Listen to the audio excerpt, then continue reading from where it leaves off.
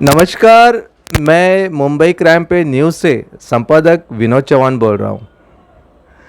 आज आप लोग जनता ये सोचते होंगे कि मैं कोई क्राइम या करप्शन के ऊपर कोई कवरेज करने के लिए आया, लेकिन ऐसा कुछ भी नहीं है। आज मेरे कैमरे के सामने जो आई है, जो हम सबकी आई है, उनका नाम, उनका परिचय मैं आज अपनी मीडिया के माध्यम से क्यों करना चाहता हूं इसके पीछे। और अगर आप सुनेंगे जनता, तमाम जितने भी मेरे जनता है मुंबई क्राइम पेज के, तो आप लोगों को भी बहुत अच्छा लगेगा कि आज इस मुंबई के अंदर, स्पेशली हमारी मुंबई हमारी वो कर्मभूमि है, जो बाहर से लोग आते हैं और मुंबई को अपना मानते हैं। उसी कर्मभूमि के अंदर एक आई नाम का जो एक पर्सनालिटी है, वो पर्सनालिटी को लेकर आज मैं आपके सामने उपस्थित हूँ। इस सारी कहानी के अंदर ठाकरे परिवार के बारे में भी हम जानने की कोशिश करेंगे कि आई का और ठाकरे परिवार के साथ में क्या रिश्ता था। मैं जनता का ज़्यादा समय न लेते हुए डायरेक्ट आई से पूछता हूँ। आई, ये बताइए कि पहले अपना पूरा नाम। मेरा नाम उषा सुरेश पतंगे। हाँ। उषा सुरेश पतंगे। आई, आपको ये बताना है कि आपका जो सफ़र रहा है, जो अभी आपका 84 जो आपका रनिंग जो उम्र है, आपने मुंबई के अंदर स्पेशली आपने क्या क्या कार्य किया, थोड़ा सा मेरे दर्शकों के लिए जानकारी के लिए बताना है आपको। एक तो मैं पुणे की थी, शादी होके मैं बम्बई में आई और बम्बई में आने के बाद परेल में शिवसेना का ही सब जो चलता था और शिवसेना के जो कार्यक्रम होने के जो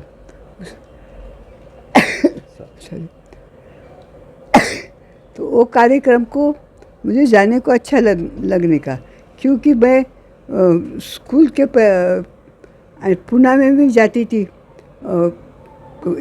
जब पुणे में ज़्यादा कांग्रेस था, मेरे डैडी जाने के कांग्रेस में, तो हम लोग जाने के उनके साथ पे।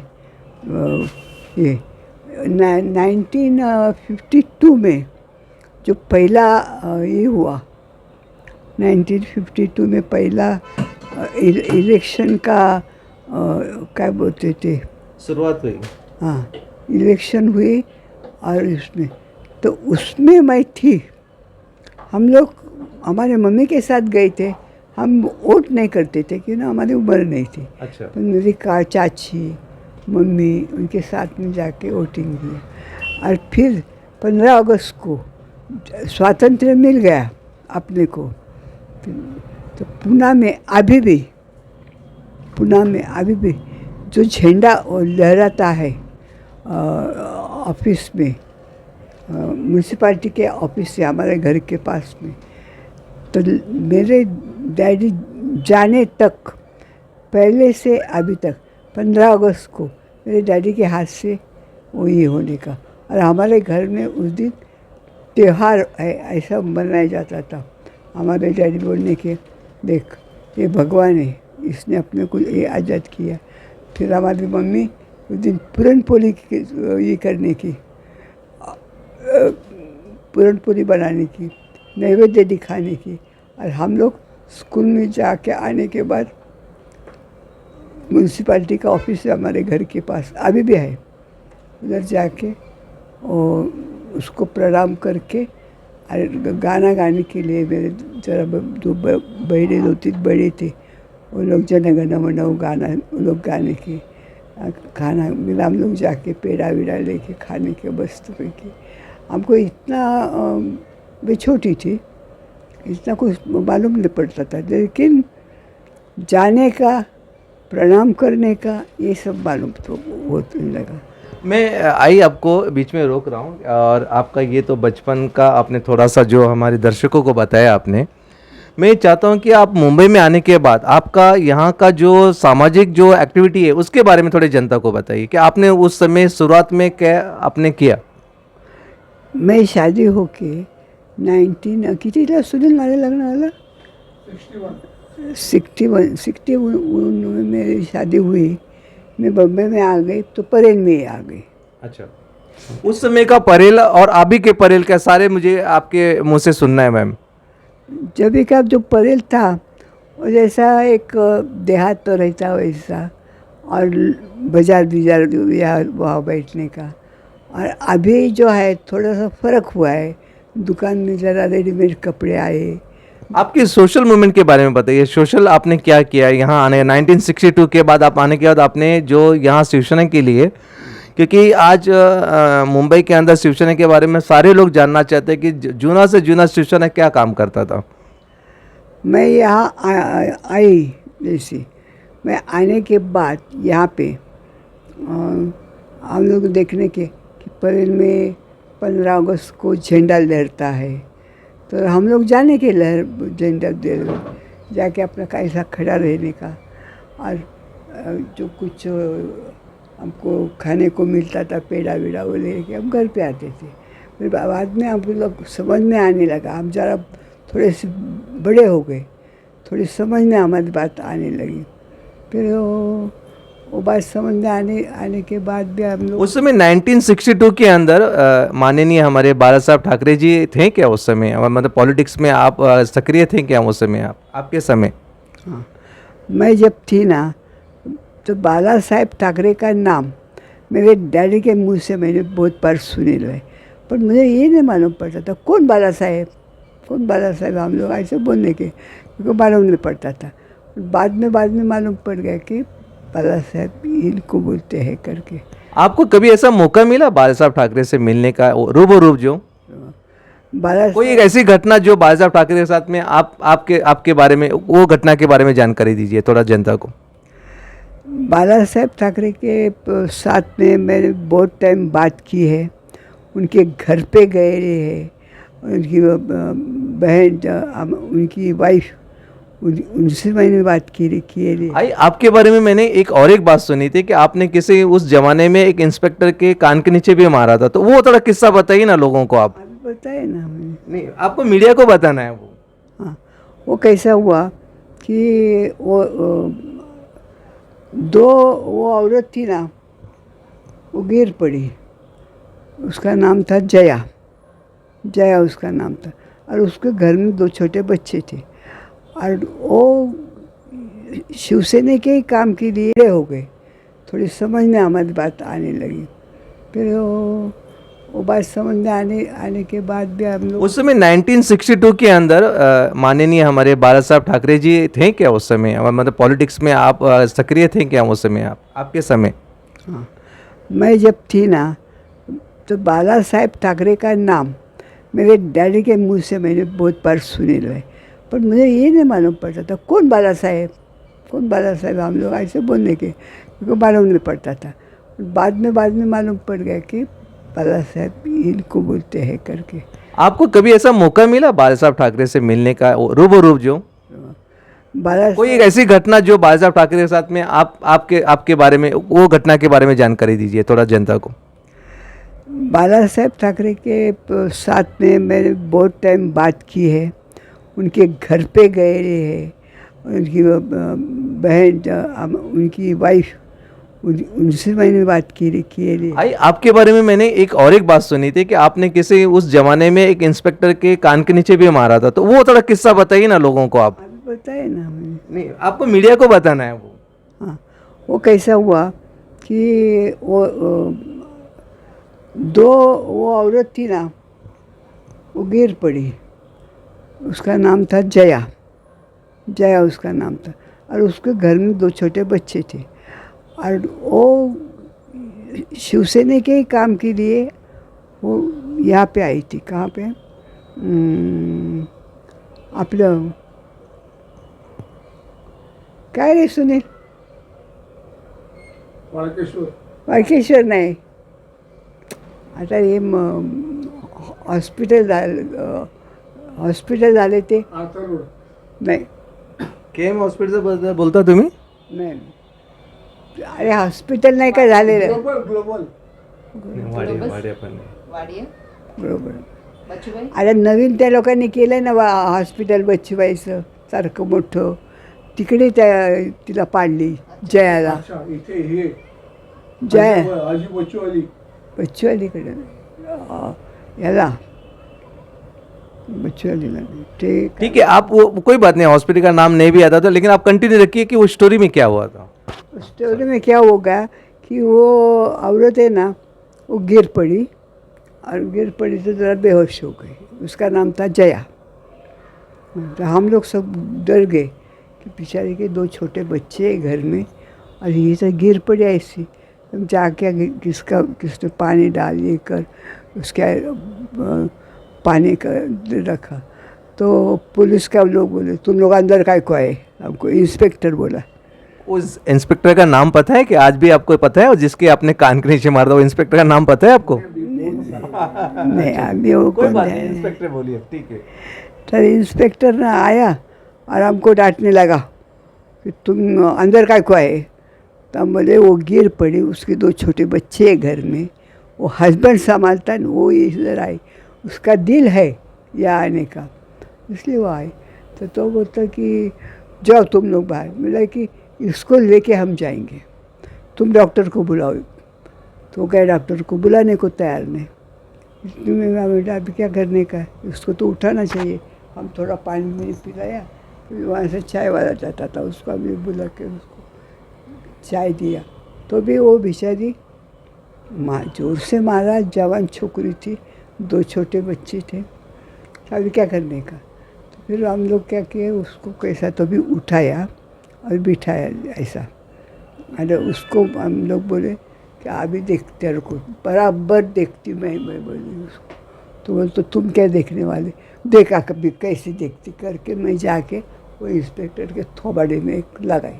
तो आपने मारा उसके कान? मारा एक कान फटे। अच्छा, ये बात उस जमाने में बाला साहब ठाकरे तक पहुंची थी ऐसा अभी आप मेरी जानकारी में, तो क्या हुआ था वो भी थोड़ा किस्सा बताइए। तो ये उसको मारने के बाद विठल चौहान उधर आया। विठल चौहान बोला कि विट्ठल चौहान जी कौन थे वो भी बताइए तो। वो जो आमदार थे, अच्छा, आमदार थे उस समय के? हाँ बोलिए। तो वो लोग बोले कि तुम काय को इसको मारा।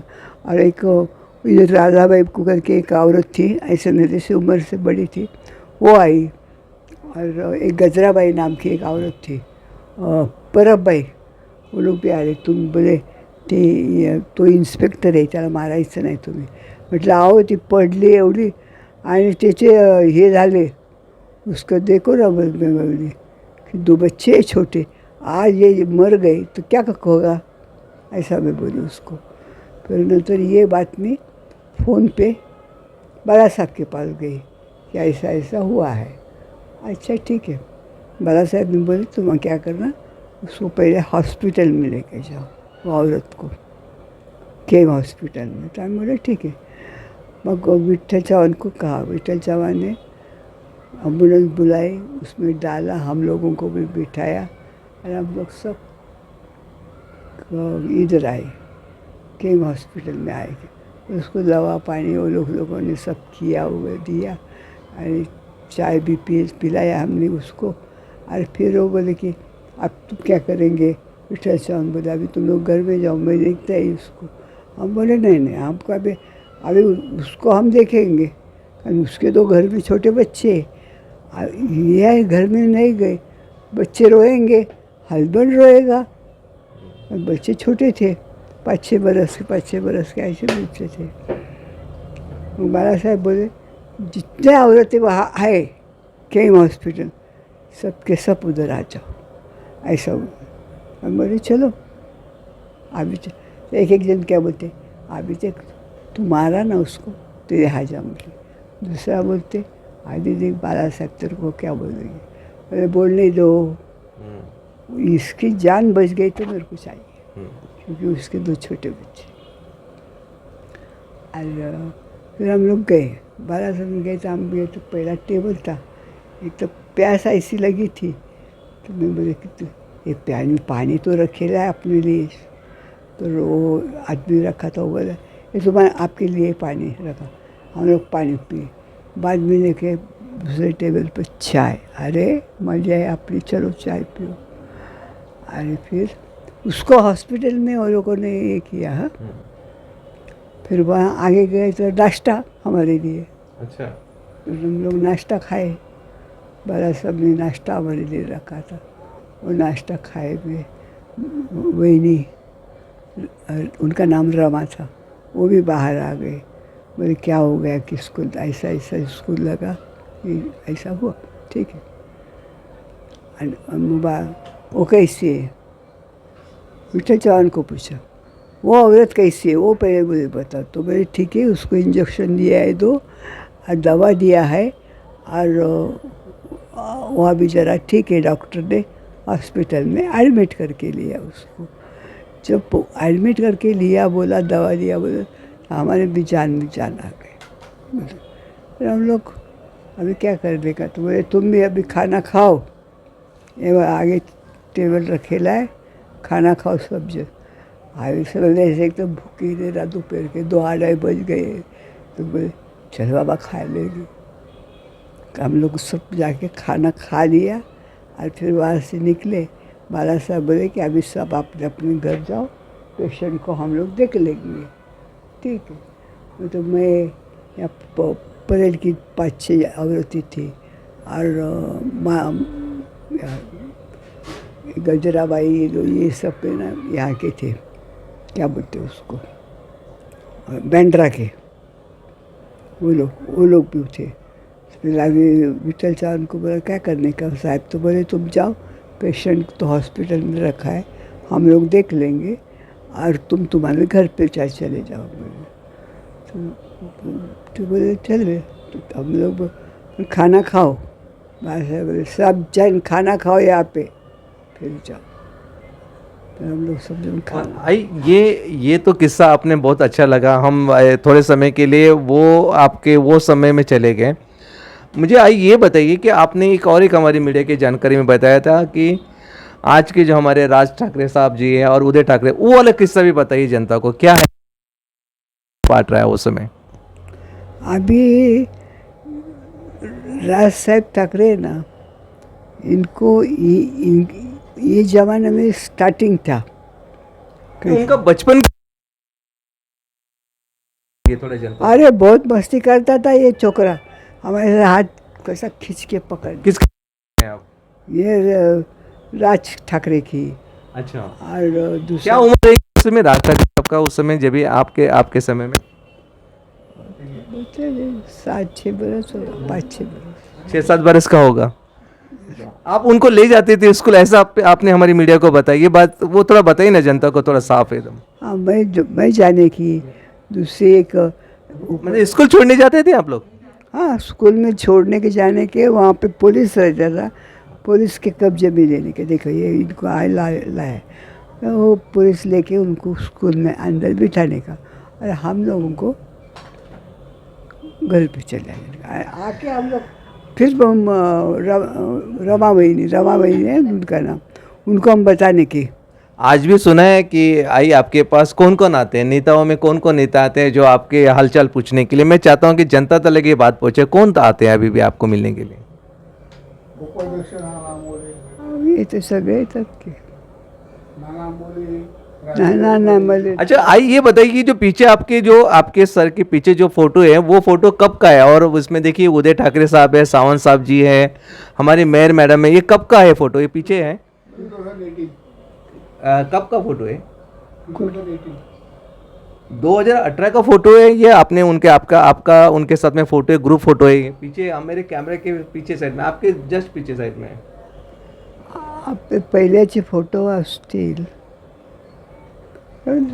कोई बात नहीं। आई मुझे आपसे एक बात पूछनी थी कि अगर आई के तौर पर आज के डेट में आप हमारे महाराष्ट्र के जो नेता लोग हैं उनको क्या संदेश देना चाहेंगे राजनीति के तौर पर?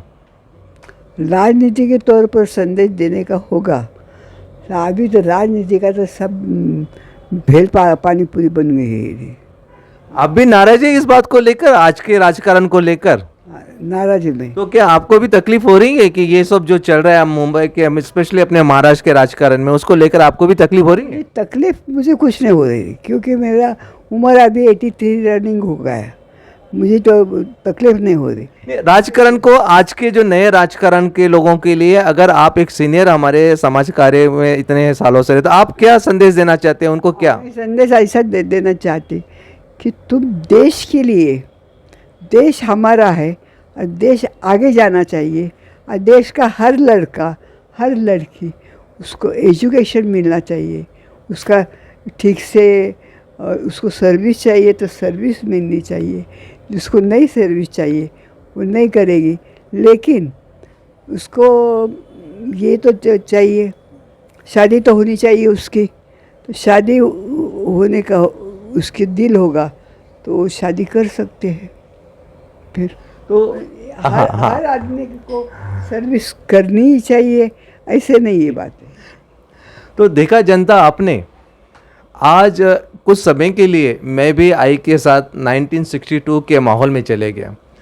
मेरा जो मकसद था, मेरा मकसद ये था कि उस समय 1952 के बाद की जो बात बता रही आई, उस समय किसी पुलिस अधिकारी के कान के नीचे मारने वाला वो जो उनका वो जो डेयरिंग था, वो एक तरह से समाज सेवक के दायरे में रह के करने वाला वो एक कार्य था उनका। और आज आई 84 की उम्र में है, और मैं अपने मुंबई क्राइम पेज के तरफ से और तमाम मेरे लाखों करोड़ों जनता की तरफ से आई के स्वास्थ्य के लिए और उनको अच्छा रहने के लिए मैं ईश्वर से प्रार्थना करता हूं कि उन्हें ऐसा ही रखे। और मैं तो चाहता हूं कि 84 नहीं, 184 तक वो जिए, ऐसा मैं अपनी तरफ से उनके बारे में सोच रहा हूं। मैं कैमरामैन के साथ Nitesh, VR Chauhan, Mumbai crime page.